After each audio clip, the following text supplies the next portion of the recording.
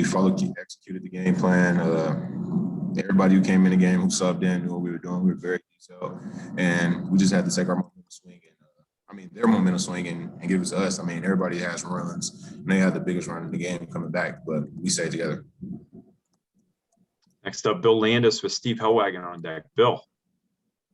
EJ, you guys are trying to win a game in overtime in the Big Ten tournament, and you have a bunch of bench guys in there. Zed's out there, Seth's out there. Just what kind of confidence do you have in those guys, especially when you need to close a game out of this magnitude? Oh, man. We play against each other every day, so I don't expect anything less from them. They're great players. Everybody knew what they could do, and that's why this team is so special. The depth of our team, and they just went out there and did their thing. Next up, Steve Hellwagon with Patrick Murphy on deck. Steve.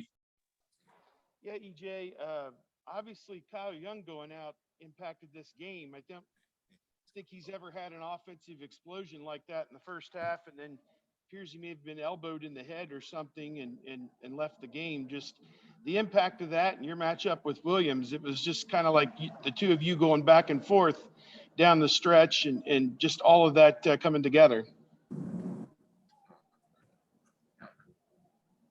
Hold up. Volume was kind of low. Okay, can you ask that again? Yeah, just losing Kyle Young after the game that he had in the first half and your matchup with Williams, just you guys traded punches in the middle of the ring for 15 rounds, it looked like.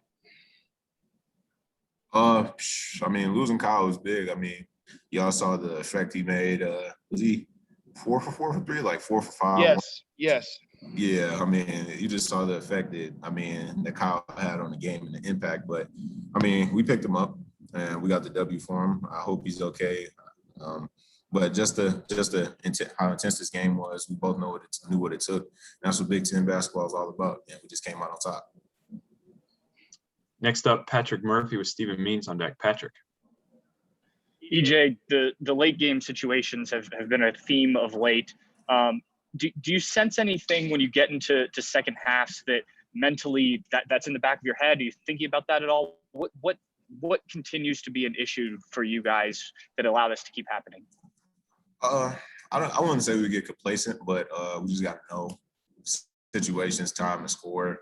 But yeah, we had a great first half, and CJ and me kept emphasizing, and all the other leaders on our team, that we had 20 more minutes and we had to finish it out. But I just feel like they made their run, produced a good team. So. All right, next up, Stephen Means, and we'll finish up with Colin Hassel. Stephen. EJ, down the stretch there, Travion pretty much was able to do whatever he wanted down there in the paint to kind of keep things close. When you guys don't have Kyle on the floor as just another body, another big, for an already smaller team, how much of an impact does that have on your guys' defense?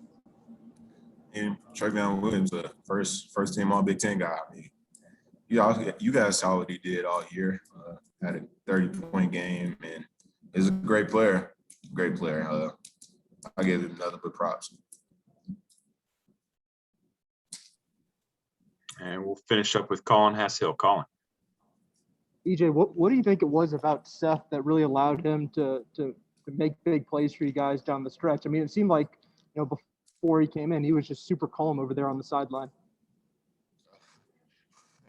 Seth is always under control and calm. Honestly, I feel like Seth is always the level-headed one. He doesn't never get too high, get too low. And he came out there and made some big plays, big shots, and shows what Seth could really do. All right, EJ, thanks. Cool. Thank you, guys.